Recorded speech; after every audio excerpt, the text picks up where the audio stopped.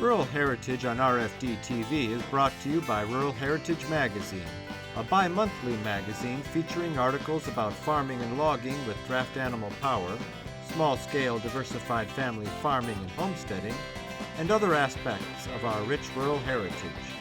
Rural Heritage Magazine, borrowing from yesterday to do the work of today. For subscription information, please call 319-362-3027 or order online at www.ruralheritage.com. So I'm winding up the first section of a job. It's a local job. It's a local retired dairy farmer, and he's really nice woods. He's kept his woods for many years from the clear cutters. And so we're doing a selective cut. We're taking out the ash, and we're taking down the maples and oaks and basswood that we have to get the ash out because of emerald ash borer and all that. And we decided to have kind of a fun day, a community day. So we have a lot of retired people coming just for the lunch. We have some people that are a little more mobile coming maybe at 10:30 or 11 to see a little bit of the logging. Some will come just at 12 for lunch. But we have some younger members of the ABA coming with their American Vermonts because they've always wanted to try logging. They want to try a log arch. They want to try ground skidding. They want to see what it's like. I have a friend of mine from across the county who's a longtime dairy farmer and cut a lot of timber. He's going to come and be my cutter today and kind of help me watch, keep people safe. And my son Michael will be on the forder. And so we're just kind of having a community day. So we'll be logging, but it'll be slower paced and more show and tell and educational. It's not a production day. No, it's not a production day. They want to see how to ground skid with 2 horses. How do you do it? How do you ground skid with 1 horse? What can you expect to pull? And I will point out how many different ways you can get maimed and killed. Just yesterday, I had a freak thing happen, and something I'd already skidded out to the mini landing that was still not bucked. It had forks, and I wanted to go in behind it with something else in a log, and it hooked just right, and it flipped that top. So an entire 6-inch maple top come flipping over. Well, when that flips, that can cover 10 feet sideways. Right. And lucky I have cat-like reflexes yet in my old age, and I jumped to the side, and it literally, stuff you don't tell your mom and your wife about. But I mean, just freak stuff can happen. Right. And so I'll try to point some of that stuff out, and Jamie and I'll try to keep everybody safe. There's another retired horse logger coming. He's a little more crippled up now, but he's coming about 10:30. He wants to help and stuff, but I got to keep everybody safe today, and everybody that's done it or wants to learn how to do it. It's just a fun day. So the main thing is lunch, chili, vegetable beef soup, cornbread, and telling lies. There'll be a lot of retired people there that just want to see the horses work again. So a lot of times I go in and out of the woods with only 1 tug hook, and my even are just dragging. I hook so many less sticks and flip them up for me or the horse. A lot of people ask why I use a slip hook, like a choker chain, instead of logging tongs. But here in Wisconsin, if it's straight, we're expected to take it down to 3 inches they call it total utilization of the woods. So I'm going all the way from the butt stick down to 3-inch pulp. So you'd be switching tongs constantly, and you're never gonna get that small of tongs to stay on pulp. So we just find it's easier to just use a choker for all diameters. Team. As we took today. No, start over. We have a filly in the hitch day that's, I think, 2.5 years old. Maybe 3, I don't know, but she had like 60 days driving. So some safety measures we take is we have buckle-on lines. We have rings at the cross checks. I don't know if you can see them back there, Joe. Yep. So them rings cannot suck through these rings. We also have the filly bucked back to this mare properly to the hames with a spacer strap, imitating another cross check. But then we have an extra lead line running through this mare's harness. You're fine, Michael, watch her. To her halter. So if she really wants to blow ahead, she doesn't hit her young mouth, she hits her halter. And Holly can hold a lot off of, hey, Michael, she's got a kind of a little attitude looking. I will, but just watch her kicking you. Okay, are they short enough on her evener? Yeah, I put it on 6. Okay, well, she was just doing a little attitude look. Anyways, so we got buckle on lines. We have an extra lead line running through Holly's harness back to her breechings to her halter. And we have the lines with the rings and the cross check. Some safety measures we take. So if she really wants to go, she has to pull half a Holly too. Hook him up, Aaron. How loose do you want? Tight as he can get it. He can even back his tire up. Because when he gets straight, try to go to the middle. That'll flip. Another thing is if you're over here, it'll flip you. Try to go to the middle. Back him up 6 inches, Bo. Back. Okay, hook it. No, that's good, Aaron. Oh, that's plenty. That's plenty tight. Now we got to keep this out of the latch. That's actually too tight. I'm gonna give him a little bit of. Okay, now Bo, you got a sapling there, so just try to get 6 feet out of him, get it straighter. Whoop, you're going to the. You gotta get them off that sapling. Go. Whoop. Now you're going to hook your tire. So back them up and come haul.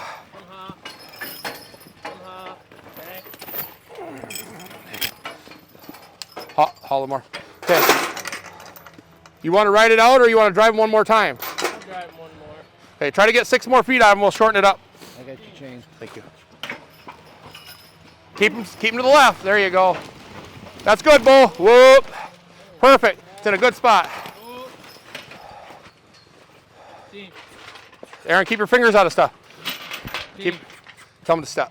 Whoop. Whoop. It's not. Aaron, don't be so anxious to get right in there. Okay. This chain on there or here? We'll keep it. We'll find Bo another customer. Now, taking it out of here. Go and keep going to your left, right out the middle trail. See Jamie's orange and blue? Yep. Team.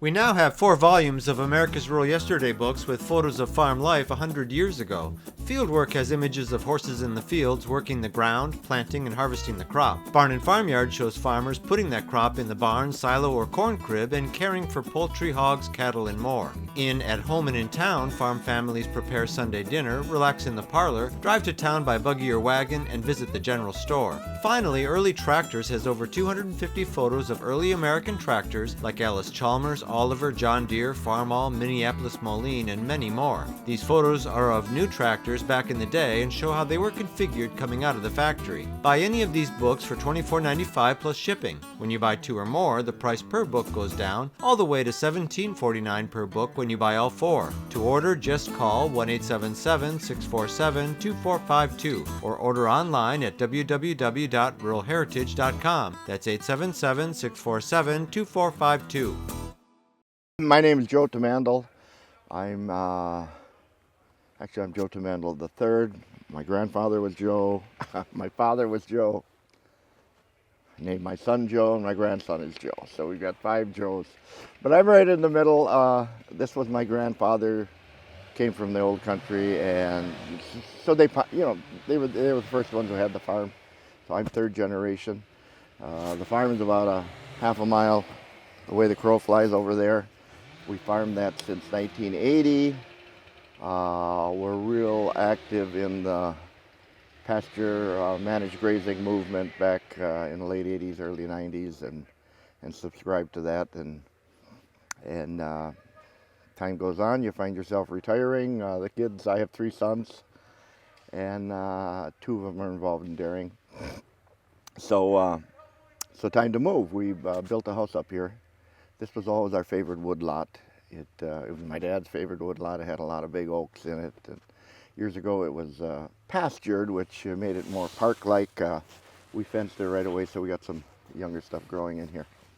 So yeah, we built the house up here. We always knew this is where we wanted to have our house. So this is in my backyard there. So part of the reason we got Jason with the horses, it was just a little quieter, a little slower, a little more deliberate. And it wasn't all done in 2 days.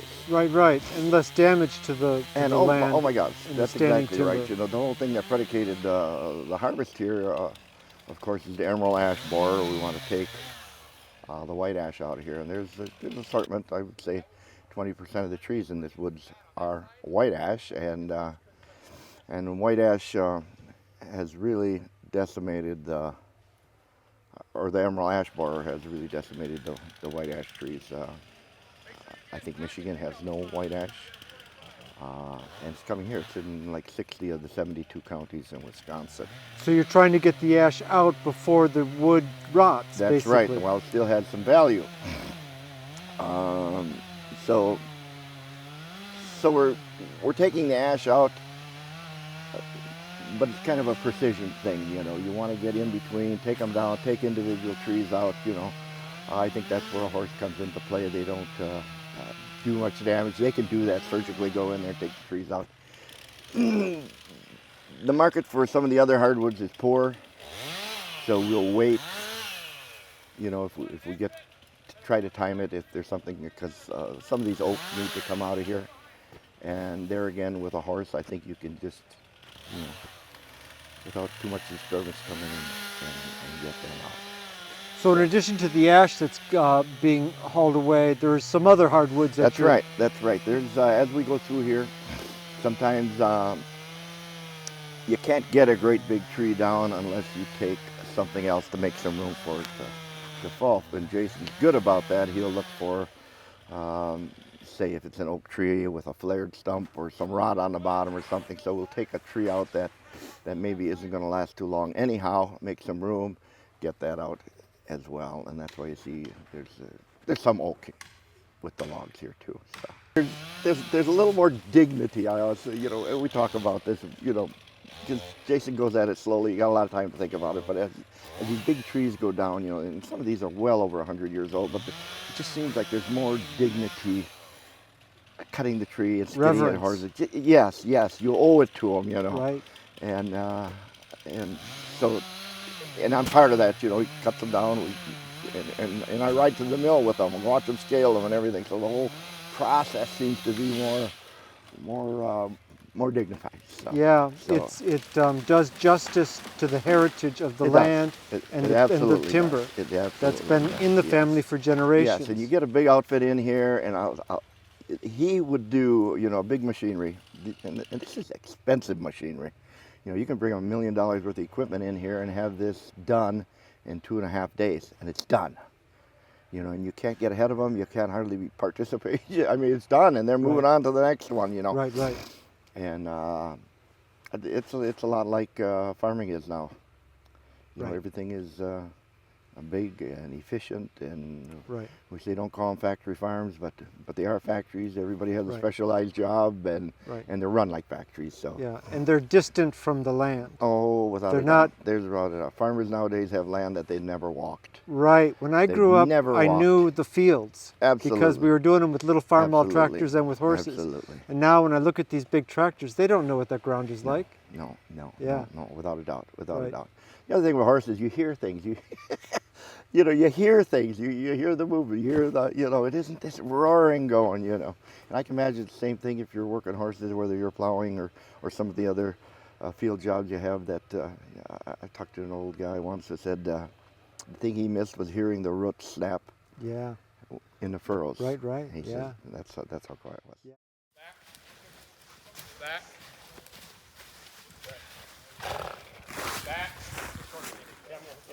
Ooh.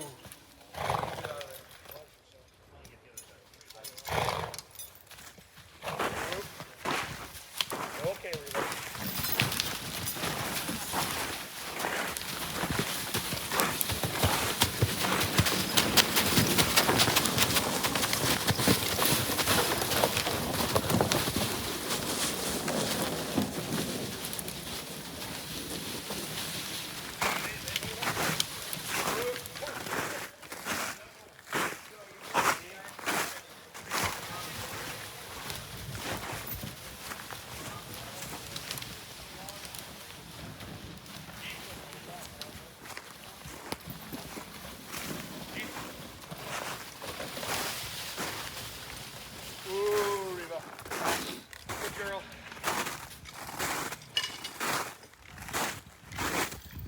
She came to work.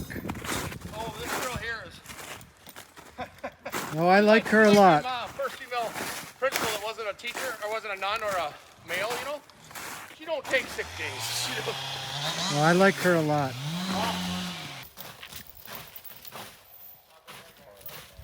Well, we'll get him started and re-hook it. Yeah. It'll barely be hooked. He's gonna go that way. She already measured the log on the way in. Whoop. I know it's gonna be a big one.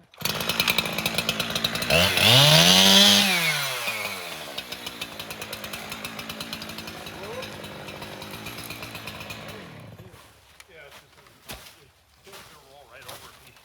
That's in the dirt right there. So you guys got the evener? I got it. Whoop. Now, another danger, guys, you have to watch out for. If I'm going to bump this tree hard and you notice, oh, that's a dead elm or a dead ash. That ash right behind you. It'll come right down on you.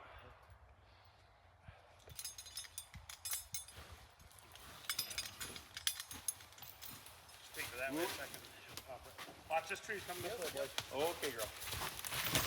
Whoop. Keep rolling down. Keep rolling down hard. Whoop. Step. Step. Whoop. Whoop. Whoop. Whoop. G over. Whoop. Whoop. It could be have a lemon. It's when the wind blows down. So. Okay, Reba. Ooh. Let's cut her off. Okay, one more time. Okay, Reba. Whoa! Good girl. Huh?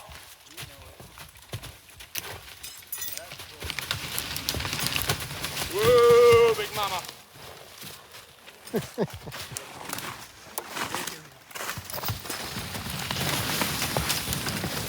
Gee.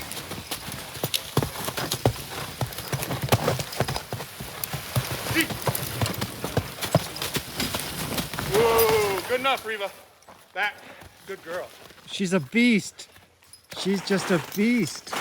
I sent Caterpillar a video of her, and they're going to come out with a D11 now.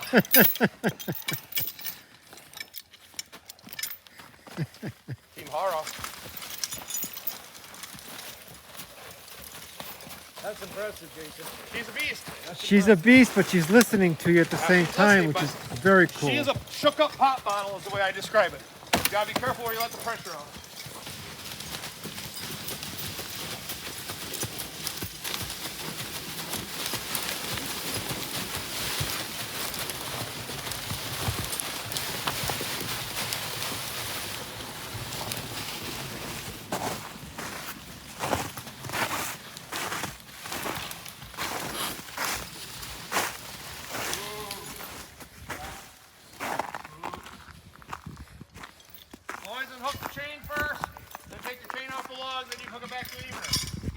Takes a step.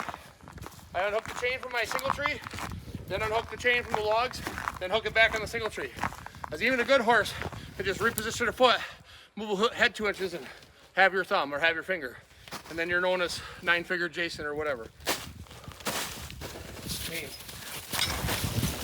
So someone will come along and cut this into 3 pieces? Ooh, that's 3 pieces of pulp, yep. Firewood pulp, yes. And I brought out an extra one. The beauty of a single horse is, you know, you don't have the power. The maneuverability is, you know, if I got 36 inches I can go without damaging the woods. I can go in there and turn around in the room of a human bathtub. The same thing with ground skidding with a team. I can turn around in the room of a hot tub. It's just, the long arch is great. They create lift, but you have to cut out more saplings. Team.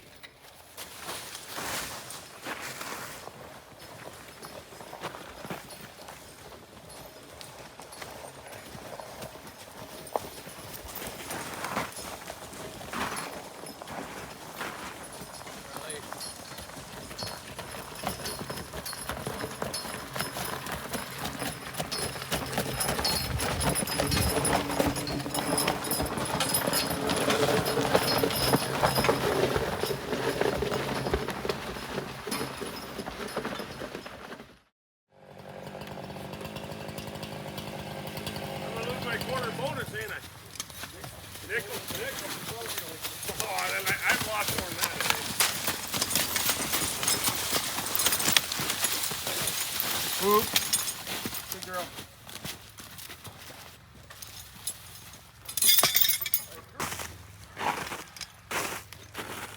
Going this way or the other? Yeah, I'm going to head out this way this time. Next time I'll take it the other way. Too much work to turn the ship around. Be nice to for this. When is she due? They're both retired. Well, oh, when is she due? June. They wouldn't pull like this much longer. I wouldn't pull them like this much longer. But I also wouldn't pull a horse. Here's how I say that too. Whoa. I also wouldn't pull a horse that wasn't worked this way all the time. Team, stop. Whoa. Whoa. I wouldn't work a mare that isn't worked all the time and hardened in. And notice she's shod, and you don't want them falling. And I won't make a pregnant mare back a big load. I don't know if they're old wives' tales. You don't want them falling on your nose. They just seem like good practices to me. And sure, protect the embryo. Yes, and yes. Look at my son for a second. He's working that colt. Anyways, this mare has worked since she was 2 years old. Lately, worked more at 3. She was hard by 4, and she's worked steady since. So you don't just take a soft mare out and work them like this. Team.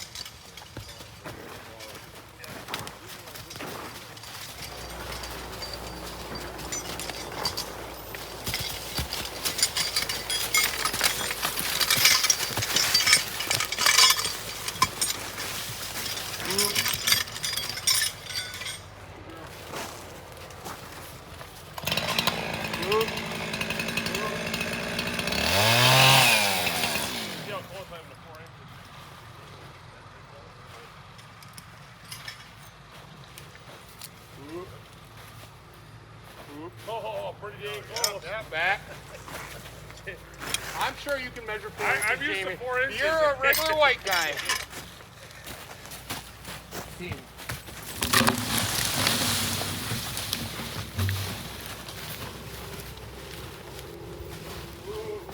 The first ladies in the woods, all them jokes gotta stop now.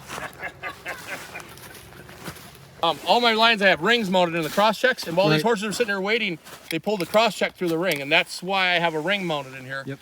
Because if you get your team kittywampus in the field, like 5, 6 abreast, or you get them kittywampus in the woods and it happens like that, and they suck that through, you're not really part of the equation anymore. Right. Driving. Right. They've got their head.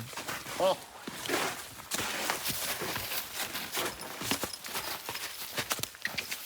Come on, Tank. Come on, Raleigh. You're already gonna measure 6 inches. We'll be all right. Bill's easier than I want. For 10 years, this is exactly what I want. Ooh. It's just a simple grab hook made for like tractors, drawbars, pickup trucks. And we take the pin out and put in a 5/8 inch hardened bolt with a self-locking nut. And then we are attached with that grab hook. And then using the choker system, you know, you can do any diameter log and you can hook any length you want. Sometimes you just got to break it loose at a weird angle, 3-4 feet long. You break it loose, you bring your team back, you shorten them right up so they can get a little lift on that log. It just gives you a lot of versatility with that grab hook there on the eveners. You do the same on your single tree. Same on the single tree. Yep. There's tons of different systems. You know, whatever you like in your part of the country for how your logging works. This has worked for me for 15 years. We were trying to figure, a lot of winters we were putting out between 40 and 50 semi-loads, and 3/4, 85% of that wood was ground skidded. So how many, I mean, look at the bottom of this evener and the bottom of this grab hook. It's just polished. How many thousands of board feet have we ground skid with that system? And I think them are $20. We've donated a few chains to the woods over the years. Nothing ruins a day worse than losing your favorite chain. But try to keep track of that stuff. Team. This program is available for purchase. To order your copy, please call 319-362-3027 or visit www.ruralheritage.com. Rural Heritage is a bi-monthly magazine dedicated to draft animal farming and logging, as well as other aspects of our rich rural heritage. It is published by Mishka Press, which also offers a complete line of Back to the Land books, DVDs, and calendars. Call or write for a catalog or subscription information, or visit our website at www.ruralheritage.com.